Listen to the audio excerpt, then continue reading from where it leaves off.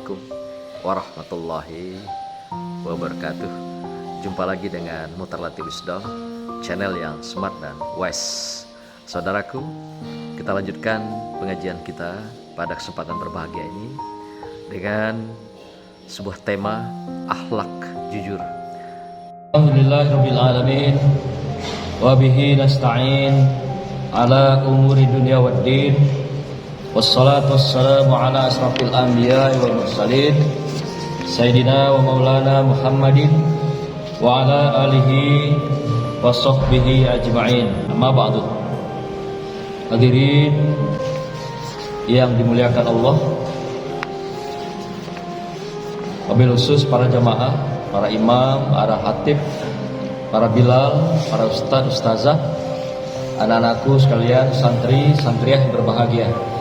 Kembali kita melanjutkan tadabbur kita, ngaji kita pada malam hari ini, yang melanjutkan kajian yang lalu, yaitu tentang akhlak.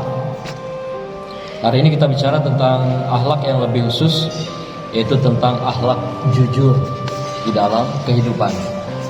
Sebelum itu kita berselawat dulu pada Rasulullah SAW agar kita mendapatkan wasilahnya, mendapatkan syafaatnya dengan berselawat kepada beliau. Marhaban ya Nabi, salam alaika. Marhaban ya Rasul, salam alaika. Marhaban ya Habib, salam alaika. Marhaban salawatullah alaika. Ya, sama-sama. Marhaban ya Nabi, salam alaika. Marhaban ya Rasul, salam alaika. Marhaban ya Habib, salam alaika. Marhaban salawatullah alaika. An-Nabi sallu alaih, salawatullah alaih. Wa yanalul barakah kullu man shalla alaih, kullu man shalla alaih. Sama-sama. Marhaban ya Nabi, salam alaika. Marhaban ya Rasul, salam alaika. Marhaban ya Habib, salam alaika. Marhaban salawatullah alaika. Allahumma shalli ala sayyidina Muhammad. Hadirin jamaah yang berbahagia, kembali hari ini kita membahas tentang akhlak, yaitu tentang jujur. Akhlak kemarin kita sudah sampaikan apakah yang dimaksud dengan akhlak. Ini perlu kita ulang-ulang karena akhlak ini kadang-kadang mudah dimengerti, tapi kadang-kadang susah dilakukan. Jadi akhlak itu adalah sesuatu yang sudah menetap di dalam diri seseorang, sesuatu yang sudah menjadi tabiat, sesuatu yang sudah menjadi perilaku. Artinya dia sudah menjadi sifat seseorang di dalam kehidupan, maka itulah dinamakan akhlak. Nah, akhlak ada dua, ada akhlakul karimah, akhlak mulia, yaitu tentang kesalehan di hadapan Allah Subhanahu wa taala, dan akhlak mazmumah, akhlak tercela, yaitu akhlak yang sebaliknya, yang terdiri dari kemungkaran dan juga kejahatan atau kezaliman. Jadi kalau misalnya akhlakul karimah, ketika kita sudah menyatu dalam diri, menyatu dalam pribadi kita, perilaku kita, Itulah yang namanya akhlakul karimah. Contohnya ketaatan dan ibadah kepada Allah. Kalau kita tidak semayang sekali baik 5 waktu, rasanya ada yang kurang, ada yang hilang dalam hidup kita. Kalau tidak melakukan sholat sunat rawatib misalnya, setelah sholat subuh, sebelum sholat subuh, sebelum zuhur dan asar, zuhur dan sesudah zuhur, kemudian sebelum asar, setelah sholat maghrib dan sholat isya, rasanya ada yang kurang di dalam diri kita. Nah, itu artinya sholat itu sudah menjadi kebutuhan kita. Sholat itu sudah menjadi darah daging dalam hidup kita. Sholat itu sudah menjadi sebuah perilaku kehidupan kita. Sehingga ketaatan itu menyatu di dalam darah daging kita, menyatu dalam tarikan napas dan langkah kita.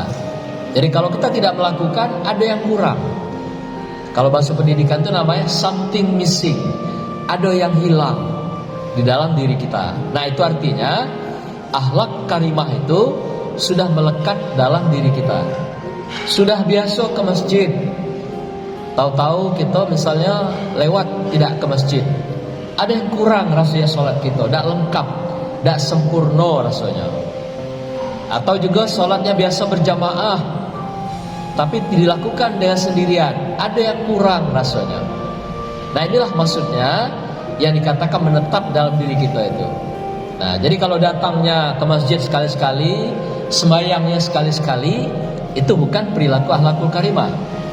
Jadi kalau sekali-sekali dia muncul dalam hidup kita, apalagi sebentar lagi mau dekat pemilu, nanti berlomba-lomba pakai kopiah haji, berlomba-lomba pakai sal, berlomba-lomba masuk masjid.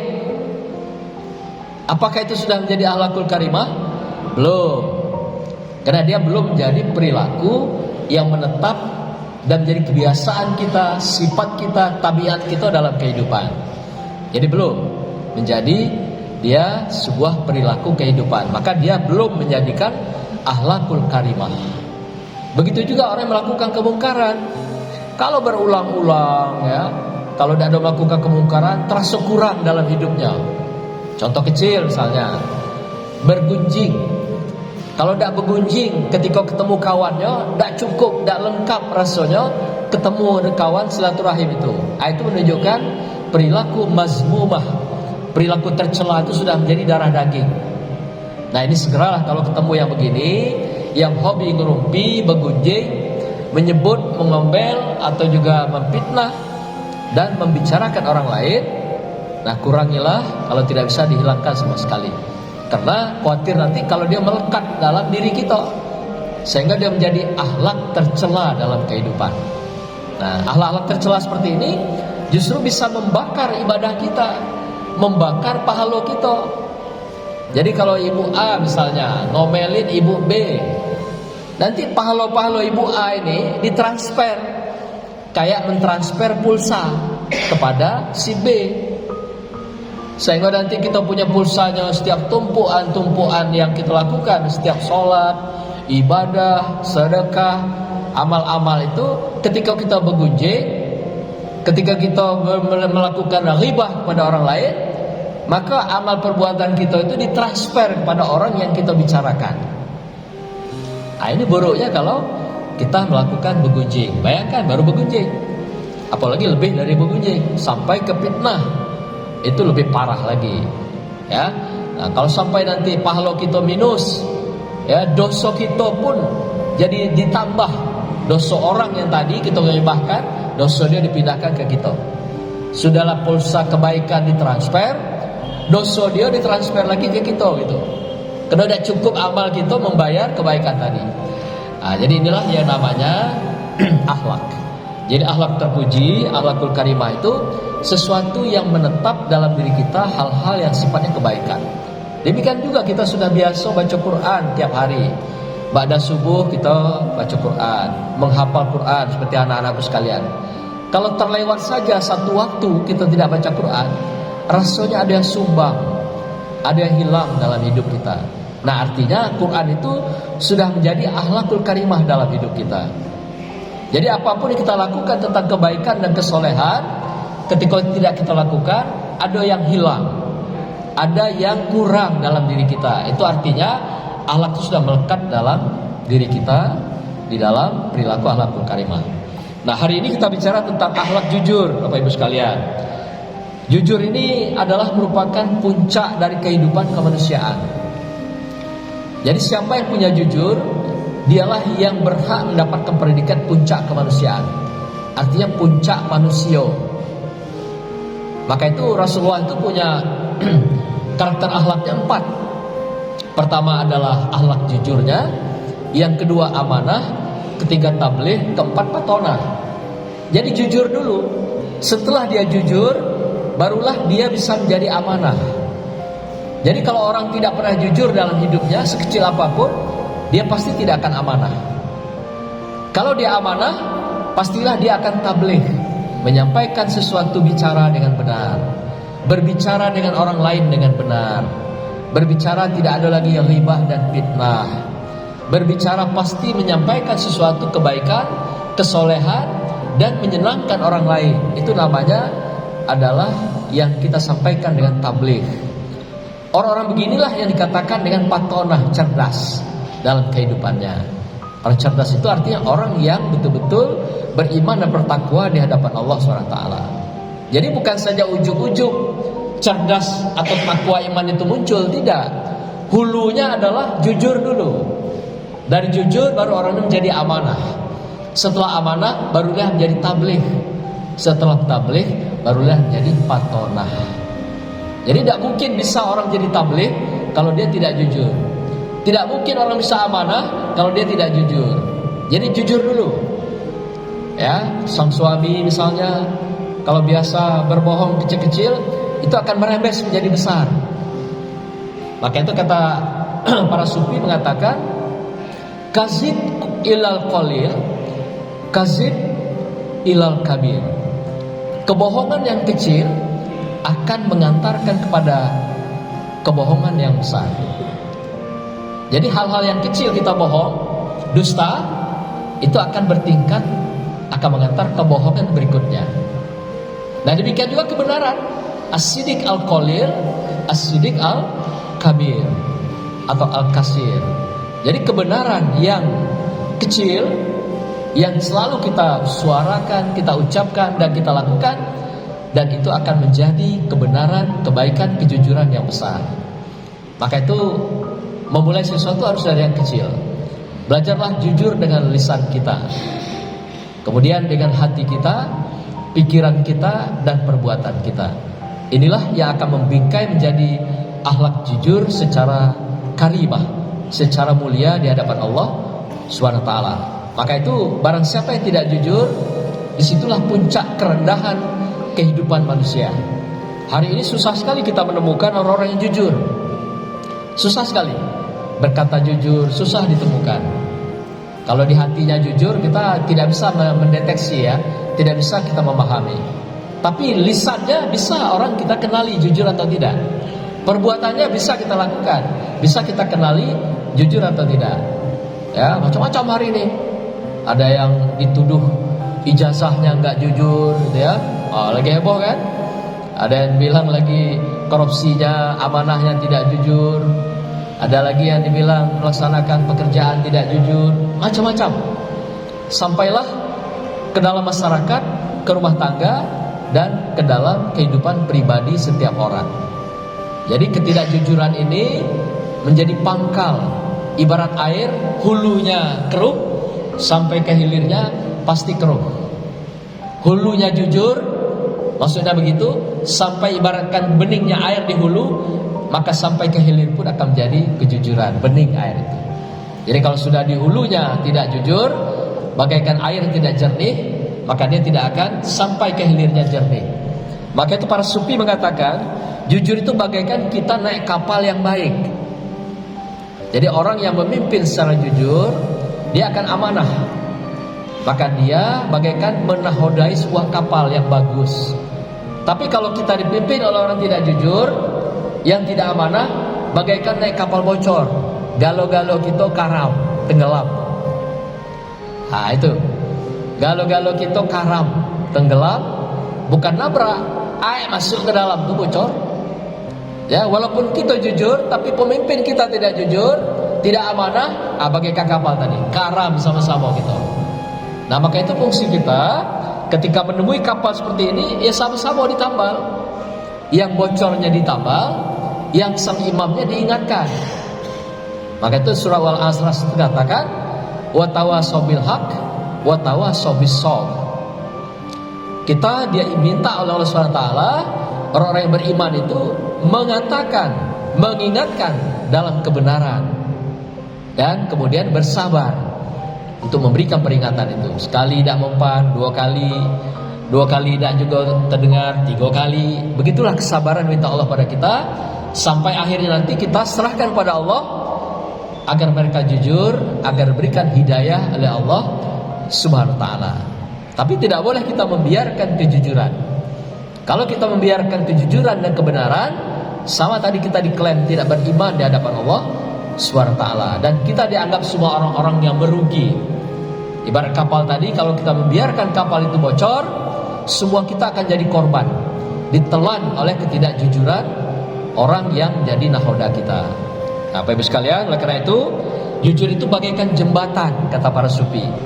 Jadi kalau jembatan artinya orang jujur dapat mengantarkan kepada tujuan yang ingin disampaikan. Mau nyebrang sungai diantarkan sampai, ya, mau nyebrang lubang-lubang atau kali misalnya diantarkan ke seberang.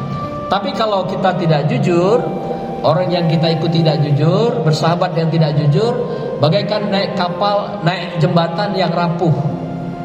Kita naik cemplung ke dalamnya, masuk ke sungai. Kita naik jembatan, jembatannya patah. Kita naik jembatan, jembatannya bolong gitu. Nah, begitulah kalau kita mengikuti orang-orang yang tidak jujur, bersahabat yang tidak jujur, pasti kita akan terkontaminasi dengan ketidakjujurannya.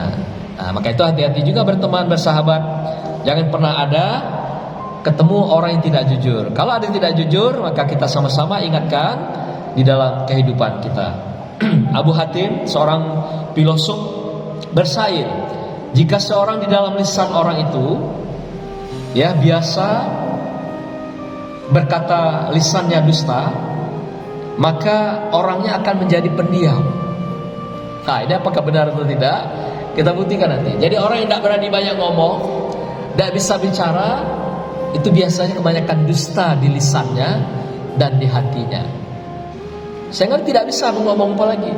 Kalau orang tahu bahwa dia adalah orang yang pendusta, sehingga tidak berani lagi berucap, tidak berani lagi ngomong, tidak berani lagi ceria seperti kawan-kawan yang lain, karena dusta-dusta yang dilakukannya itu.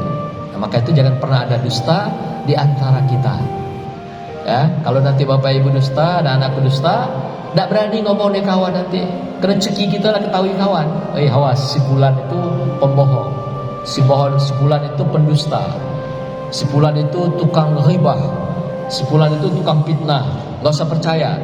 Nah, kalau begini cap orang pada kita, habislah kita. Ya, maka itu cap yang bagus itu, yang elok itu adalah si anu itu jujur nian.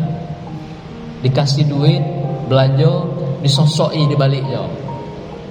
Ya, dikasih uang belanja, beli-beli ini, sisa 1.000 perak pun dia balikkan. Nah, kira-kira begitu. Jadi yang dibangun dalam kehidupan kita ini, kalau dalam manajemen, dalam pendidikan, itu namanya adalah brand image. Setiap orang itu dibangun brand image, nama baiknya.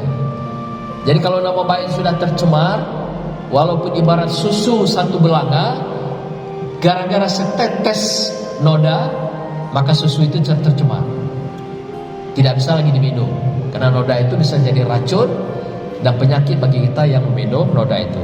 Nah, Bapak Ibu sekalian, Ibnu Qayyim mengatakan di dalam sebuah pendapatnya, pandangannya, bahwasanya kejujuran itu adalah pintu dari semua kebaikan. Jadi as-siddiq abwabul hasanah. Jadi semua apapun yang dikatakan jujur, kejujuran itu adalah pintu-pintu menuju hasanah, kebaikan, kebahagiaan. Orang yang tidak jujur pasti diantarkan kepada suasana resah dan gelisah. Bapak-bapak tidak jujur dengan istrinya, nanti pasti resah gelisah dari rumah. Ibu-ibu yang gak jujur dengan abangnya, suami, resah gelisah di rumah. anak nggak jujur sama orang tua, pasti resah gelisah dirasakan oleh anak itu. Mengapa demikian? Karena fitrah kita ini dalam keadaan kesucian. Kesucian itu kebenaran, kebaikan. Maka itu kalau ada ternodai hati kita dengan kebohongan, itulah yang membuat kekotoran itu, yang membuat kegelisahan kita. Karena kita lahirkan dalam keadaan fitrah.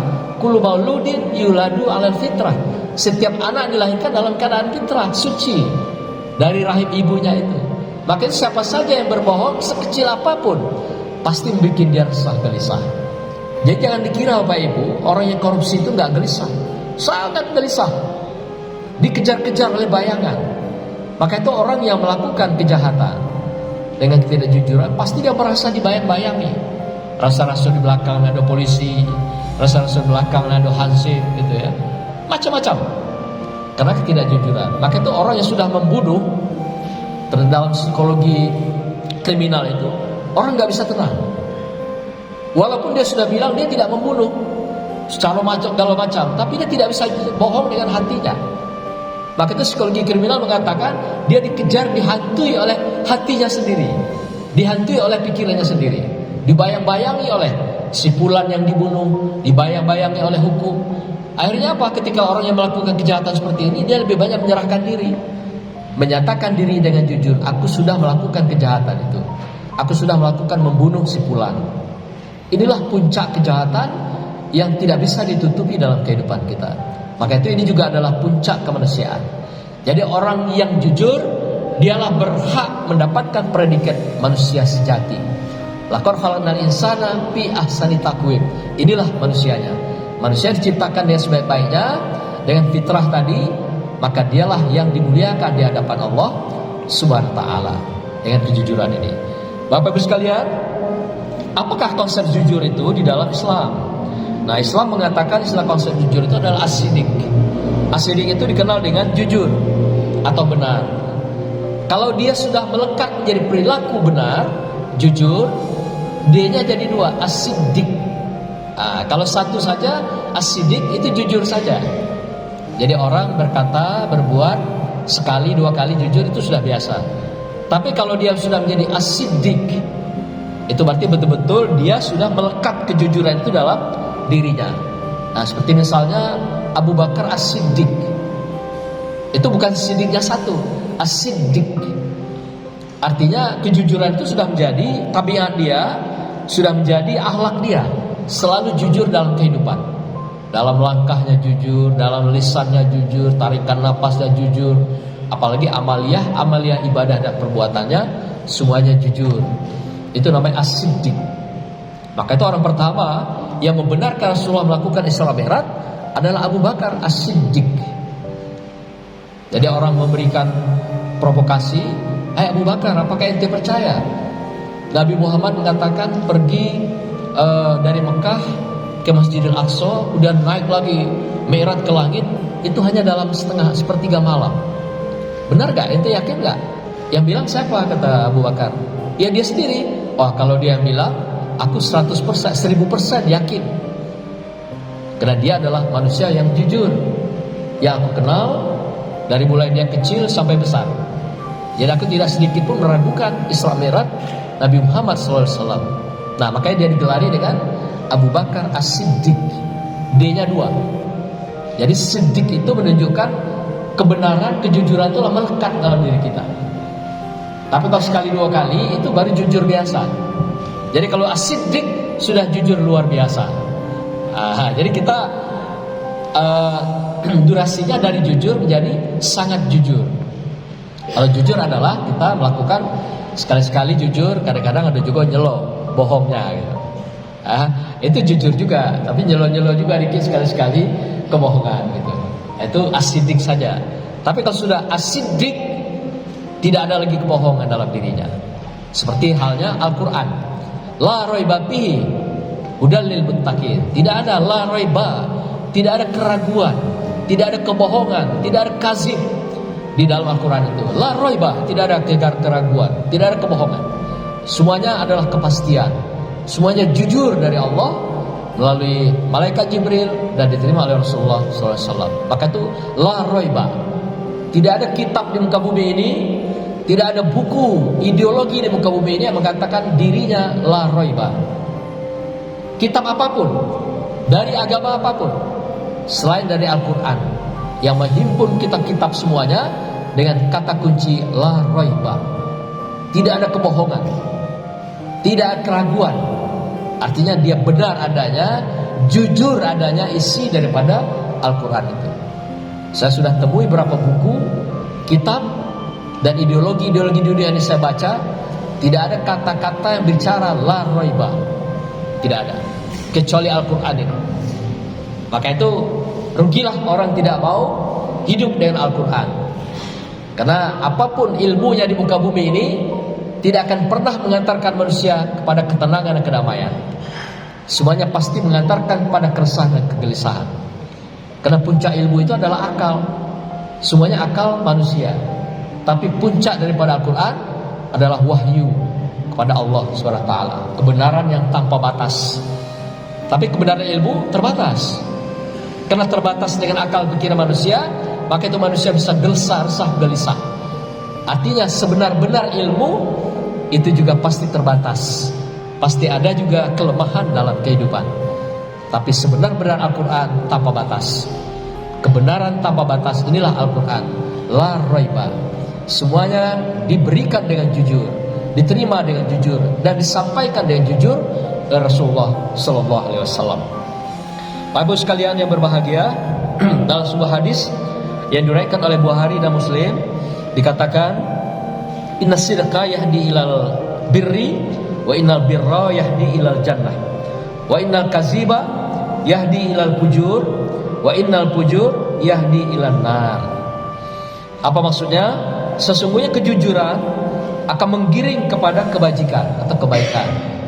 Kemudian adalah jalan menuju surga. Jadi kebaikan, kejujuran itu akan menggiring orang pada kebaikan. Kebaikan itu menunjukkan atau mengantarkan kita ke surga. Sebaliknya, yang merupakan dusta menggiring setiap orang, yaitu menuju kepada kemaksiatan atau kejahatan. Dan kejahatan mengantarkan orang ke neraka. Jadi dua pilihan. Di dunia ini hanya dua pilihan, hidup jujur atau hidup dusta. Nggak ada di antara jujur dan dusta. Nah, maka itu kalau ada sekali-sekali kita masih dusta, tadi katakan baru sidik saja, kembalilah kepada as-siddiq. Ini dimintakan Allah dan Rasulullah pada kita semua. Sesuai dengan pesan Al-Quran, la raiba tadi. Pesan dengan jujur, kita diminta dengan hidup dengan jujur, berkata jujur, berniat di hati dengan jujur, dan berperilaku dengan kejujuran. Karena kejujuran akan mengantarkan orang pada kebaikan. Kebaikan mengantarkan orang kepada jannah, surganya, hidup di dunia dan akhirat. Tapi sebaliknya, orang yang hidup dalam dusta, itu adalah pintu kejahatan, pintu kezaliman dan kemungkaran. Dan barang siapa melakukan kezaliman kemungkaran, maka itu adalah jalan menuju neraka dunia dan akhirat. Inilah gambaran-gambaran sederhana konsep dalam kehidupan kita. Nah, sekarang mengapa kita jujur? Al-Haris, seorang sufi, dalam kitab yang kita gunakan ini, yaitu kitabnya Sama'ilin Nabi Sallallahu Alaihi Wasallam, yaitu kitab tentang akhlak Nabi. Ada beberapa hal yang membuat orang atau kita mesti jujur. Di antaranya adalah dengan jujur itu kita akan menjadi orang-orang yang taat. Kalau tadi ingat, jujur itu pintu segalanya. Jadi kalau orang tidak jujur, pasti tidak akan taat. Taat ibadah, taat amal soleh, taat sedekah, taat korban, ya, taat menolong orang lain, taat bersilaturahim. Itu semua adalah mengantarkan orang itu jujur. Kalau tidak jujur, pasti dia tidak akan taat. Itu kunci. Jadi pintu utama gerbang itu adalah jujur. Itu istilahnya. Jadi ada pintu dunia ini, gerbangnya besar, dikunci dengan jujur. Jadi kalau jujur ini kita pegang kuncinya, yang pertama akan muncul dalam diri kita adalah taat. Taat pada Allah SWT. Dan juga ketaatan dengan sesama makhluk di dalam membangun, yaitu dikenal dengan hablum minan nas, menjalin hubungan dengan sesama, dengan manusia dan dengan makhluk atau juga dengan lingkungan. Yang kedua, akan berbuah sabar. dalam kehidupan kita. Nah, sabar itu seperti apa? Digambarkan oleh Al-Quran, was-sabirina fil ba'sa'i wad-dara'i wa hinal ba'si. Sabar itu adalah kemampuan kita bertahan dalam keadaan menyesakkan dada dan menegakkan bulu roma. Seperti itu. Jadi kalau dalam dada dia nak marah, rasanya ditelan orang yang kita marah itu, tapi tetap bertahan di dada itu. Ya, astagfirullahaladzim. Ditahan kemarahan yang luar biasa itu. Padahal di dalam itu sudah seperti seekor singa, seperti harimau mau menerkam gitu. Tapi sabar, kita bertahan dengan kondisi seperti itu, keluarnya masih seperti seekor kambing. Nah, itu orang sabar. Bisa gak, Bu? Bisa gak, Bu? Diam berarti berat gitu ya. Kalau marah berarti bablas gitu ya. Nah, sabar itu marah tertahan. Itu orang sabar, buah dari kejujuran. Dan sebaliknya, orang yang tidak sabar meledak-ledak sampai akhirnya menampilkan tangannya gitu. Nah, Bapak Ibu lihat ada kejadian kapan tuh di Masjid Agung, subuh berkelahi, jawer-jaweran rambut ibu-ibu. Itu lagi viral di medsos. Ada lihat video enggak? Ya, ibu-ibu jambak-jambakan di masjid lagi ya, luar biasa ya. Nah, inilah ibu-ibu terkait dengan kesabaran. Maka itu di kesabaran ini kata Allah, was-sabirina wal basai wad-dara'i wa hinal ba'si. Sabar adalah kamu bertahan di dada kamu, walaupun sudah mau meledak-ledak di dada itu, ya, bagaikan seekor singa mau nelan orang lain, tapi keluarnya bagaikan seekor kambing, masih ngembek, masih manis, masih indah. Padahal marahnya bukan main gitu. Pun begitu juga, walaupun bulu romo nilai tegak, ya kira-kira begitu, tapi kita masih bisa menahan diri. Itu tetap sabar. Nah, sabar ini luas sekali. Itu baru sabar dalam kemarahan. Ada lagi dalam sabar dalam sakit, sabar dalam kekurangan, sabar dalam kegagalan, sabar dalam musibah. Itu semuanya luas sekali sabar itu. Intinya adalah kita bertahan dengan berbagai hal yang diberikan anugerah Allah itu, apakah nikmat anugerah ataukah nikmat musibah. Karena musibah juga seperti sakit misalnya, itu juga sekalian ujian. Tidak semuanya itu menjadi sebuah wujud kebencian Allah pada kita, tapi boleh jadi itu sayangnya Allah pada kita, dengan cara Dia memberikan berbagai musibah dan berbagai bala bencana itu agar mengingatkan kita, agar mengampuni kita. Jadi penyakit yang diberikan pada kita itu juga hikmahnya adalah untuk melepaskan dosa-dosa kita dalam kehidupan. Maka itu diminta kepada orang yang sakit, hikmahnya apa? Kita bermuhasabah, hitung, hisab diri kita. Aponian dosa-dosa lamo yang sudah pernah kita lakukan, aponian gawe-gawe lamo yang pernah kita lakukan. Apakah pernah kita mencederai keluarga, pernah kita mencederai sahabat, teman lama, pernah kita mengkhianati orang-orang yang setia. Ini menjadi catatan-catatan yang mengkilas balik kehidupan kita masa lalu. Kejujuran apa yang pernah kita ingkari dalam kehidupan, sehingga kita diberikan sakit, kadang-kadang silih berganti. Sehat satu, timbul lagi yang kedua. Sehat kedua, timbul lagi yang ketiga. Inilah Allah minta kita muhasabah. Jujurlah kita dengan diri kita. Apa yang pernah kita lakukan masa lalu? Mungkin dosa-dosa kecil yang kita tumpuk jadi besar juga. Mungkin juga dosa besar sekalian. Itulah cara Allah sayangnya pada kita, mengangkat berbagai kesalahan kita masa lalu, dosa kita masa lalu, baik dengan sesama manusia, dengan hewan-hewan makhluk, dan dengan Allah Subhanahu wa ta'ala. Jadi dengan kita sabar, kita akan muhasabah, menghitung diri kita, mengingat kelemahan-kelemahan kita, mengingat kemungkaran-kemungkaran kita, kezaliman-kezaliman kita masa lalu, dan berjujurlah dengan diri kita atas kondisi yang menimpa kehidupan kita semua. Yang ketiga kata Allah adalah qanaah. Qanaah itu artinya kita merasa cukup dalam kehidupan ini. Karena dalam hidup ini kalau kita merasa puas, tidak akan pernah ketemu. Manusia tidak akan pernah puas, karena manusia bukan pemuas. Yang memberikan kepuasannya Allah Subhanahu wa ta'ala. Jadi kalau manusia, kata Rasulullah, diberikan 2 lembah emas, dia masih minta lembah yang ketiga. Kalau dia punya 2 istri, dia masih minta bini yang ketiga. Itu sudah fitrah manusia. Maka itu jangan dibuka apa. Sudah sekok jangan nambah dua, pasti minta ketiga. Cukup sekok itulah. Pasti minta nanti. Kata Rasul katakan begitu. Kapan manusia itu akan berhenti haus dengan kehidupan ini, tamak rakus ini berhenti? Ya, dalam surah Al-Haqqut Takasur hatta zurtumul maqabir.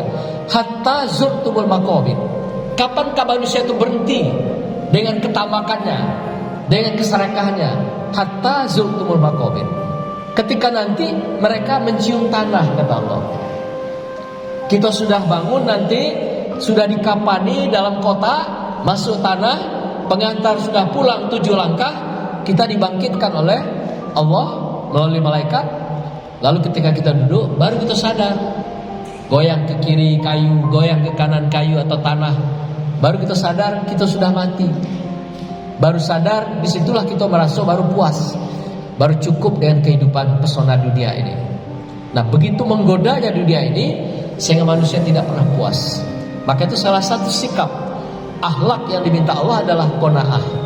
Cukuplah dengan anugerah yang diberikan Allah. Itulah batas kemampuan kita. Maka itu diberikan, kata ayat yang lain, la yukallifullahu nafsan wus'aha. Allah tidak akan memberikan beban di luar batas kemampuan kamu. Tidak, Allah sudah takar kita itu kemampuan mikulnya 10. Jangan dipaksa mikul 20, patah pundak kita. Biasa kita bawa air misalnya 1 ember, dipaksa 2 ember, ya patah nanti tangan kita. Artinya tidak sesuai dengan batas kemampuan. Nah, itu qanaah adalah cukuplah apa yang sesuai kemampuan kita. Cukuplah batas-batas kemampuan kita. Nah, kemudian yang berikutnya apa? Dengan kita jujur akan menjadi orang yang ahli zuhud. Zuhud itu apa? Dalam kehidupan sufi dikenal adalah orang yang dekat dengan Allah SWT, semakin dekat, tetapi juga tidak menjauhi kehidupan dengan manusia.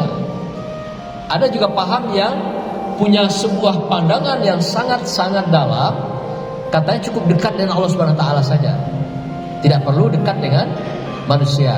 Nah, sama dengan Nabi Musa nanti diingatkan oleh Allah, ente ibadahnya sudah bagus, sudah taat, amal solehnya sudah baik, tapi saudara ente tidak dekatkan diri dengan umat jamaah, dengan manusia lainnya. Ditegur itu Nabi Musa alaihissalam.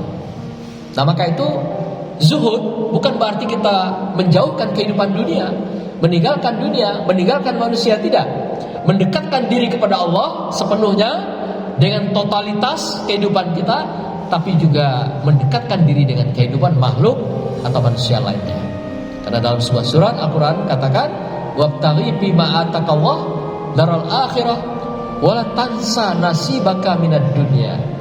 Carilah oleh kamu nikmat anugerah Allah ini sebanyak-banyaknya di dunia untuk bekal akhirat. Tapi ingat, wala tansa nasibaka minad dunya.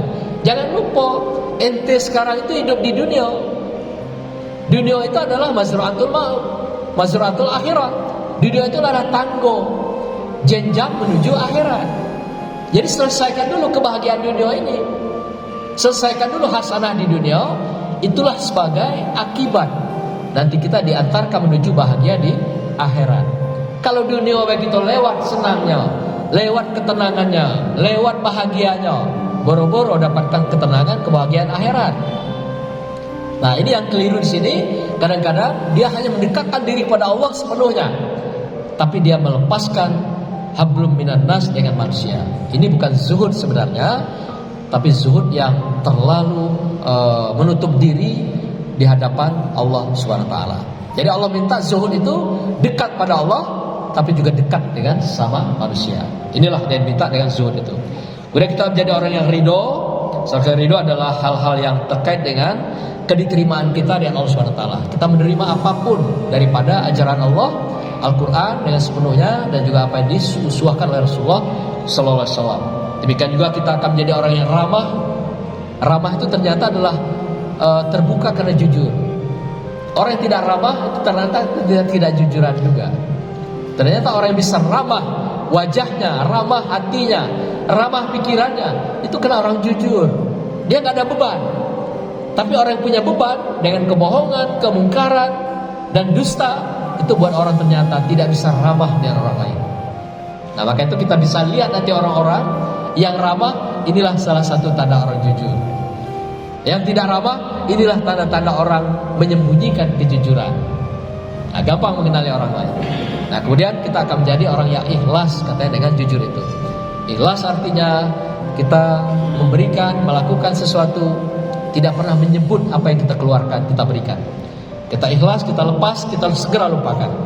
Tapi jangan lupa ketika orang berbuat baik pada kita, tidak pernah kita lupakan seumur hidup. Itulah orang ikhlas, cepat melupakan apa yang kita berikan ulur kepada orang lain. Kemudian kita mengingat sepanjang hidup kita, hayat kita, terhadap apa kebaikan yang pernah diberikan orang lain kepada kita. Inilah yang dikatakan dengan ikhlas. Inilah mempahan buah daripada kejujuran. Terakhir, ada beberapa kisah tentang kejujuran ini. Misalnya kisah Nabi Ibrahim alaihissalam. Ya, dia terima dengan jujur, dengan kebenaran mimpi yang dia dapat dari Allah SWT, yaitu mimpi menyembelih Ismail alaihissalam. Dalam surat Al-Quran diungkapkan hal ini dengan jelas, yaitu surah As-Saffat 102. Ya bunayya inni arafil manam anni asbahuka. Wahai anakku, aku bermimpi. Di mana dalam mimpi itu yaitu aku menyembelih engkau atas perintah Allah Subhanahu wa taala. Sampai 3 kali mimpi. Inilah mimpi yang dibenarkan oleh Ibrahim, kemudian dibenarkan oleh Ismail, dan dibenarkan oleh Siti Hajar. Satu keluarga membenarkan secara jujur mimpinya Ibrahim. Kalau mimpi gitu udah jelas ya Bu ya. Mimpinya macam-macam, mimpi ke surga, mimpi ke Tungkal kemarin dah. Segar semua ya, balik dari Tungkal. Tapi tidak ada banyak makan kepiting ya. Khawatir nanti kena kolesterol ya. Sila kemarin makannya makan ikan semua ya, mantap ya. Nah, ini keluarga yang jujur sebenarnya. Dengan mimpi saja mereka membenarkan apa yang Allah berikan pada mereka. Sampailah pada akhirnya Ibrahim mengajak Ismail untuk disembelih, dan Ibrahim pun dengan jujur mengatakan mimpinya. Ismail pun dengan jujur merespon apa disampaikan oleh mimpi ayahnya itu. Dan Siti Hajar pun digoda oleh setan. Hei Hajar, Ibrahim itu ngajak anakmu ke satu tempat akan disembelih. Masa kau biarkan saja, kata setan iblis. Loh, dari mana kau tahu, kata Seno, kata si Hajar. Loh, aku nengok. Apakah itu dia melaksanakan sembelih itu keinginan sendiri? Tidak. Katanya sembelih itu perintah Tuhan dalam mimpinya. Oh, kalau perintah Tuhan ya udahlah, aku ikhlas juga. Begitulah Hajar menyikapi godaan iblis dan setan. Jadi dia membenarkan juga dengan jujur mimpinya Ibrahim alaihissalam. Ini terjadi. Yang kedua, kisah kejujuran ini, ada seorang anak muda yang berjalan dari Sam menuju ke Mekah. Dalam perjalanan mereka akan melakukan pendidikan, belajar, yaitu bernama Abdul Qadir Kailani.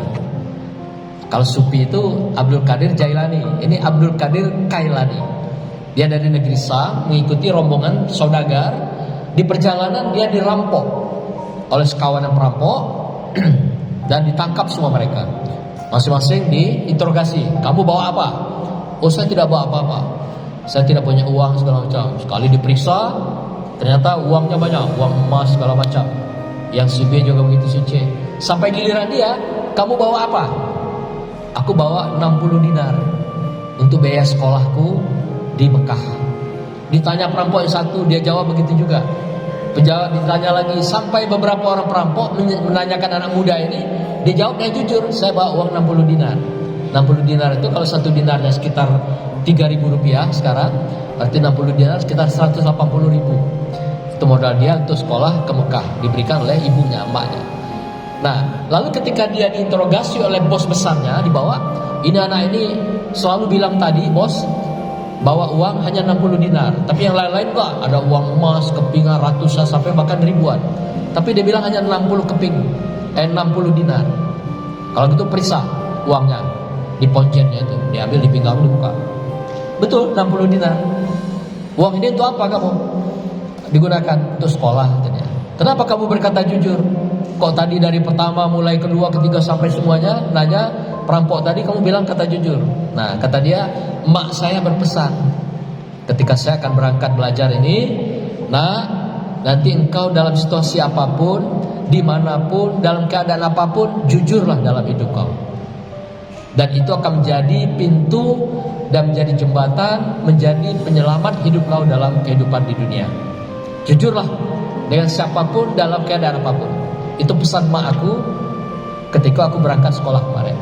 Mendengar anak ini mengatakan demikian, bos penyamun ini atau perampok ini terluluh hatinya, meleleh hatinya, menangis dia. Kok ada orang yang jujur begini mengingatkan dia. Sampai singkat cerita, bosnya ini kembali ke jalan yang benar, menjadi orang yang soleh dan ikut sama-sama anak ini sekalian ke Mekah melakukan umroh. Nah, begitulah hikmah. Yang lain gimana? Dirampok, dipukul, diambil semua harta bendanya, tapi gara-gara anak ini berkata jujur, maka dia selamat. Bahkan bosnya pun ikut terpesona dengan kemuliaan hati sang anak dengan akhlak kejujurannya itu. Nah, Bapak Ibu sekalian, demikianlah apa yang kita sampaikan pada hari ini. Insya Allah semuanya akan memberikan berkah pada kita. Nah, terakhir saya tutup, bolehkah kita berdusta dalam kejujuran? Boleh, kata Rasulullah. Ada 3 hal dusta itu. Pertama, dusta di dalam keadaan atau menghadapi dua orang yang bertikai, si A si B. Kalau kita katakan secara jujur apa yang dikatakan si A kepada si B, dia pasti akan saling bunuh-membunuh.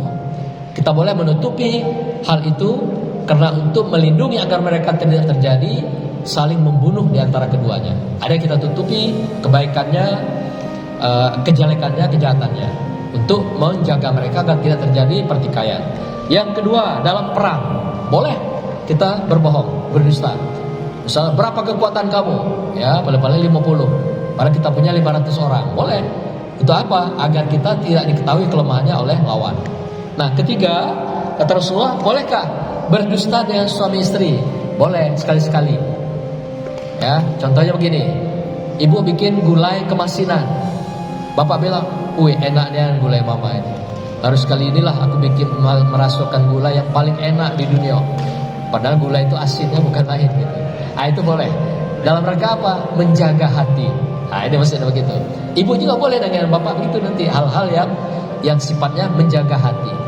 Coba kalau bilang, "Ai, gulai kau nih masin, dak pedas, dak tentu rasa." Betapa kecewanya seorang istri, wanita yang sangat suka dengan kata-kata indah dan pesona yang disampaikan oleh seorang pria. Demikian, Assalamualaikum warahmatullahi wabarakatuh.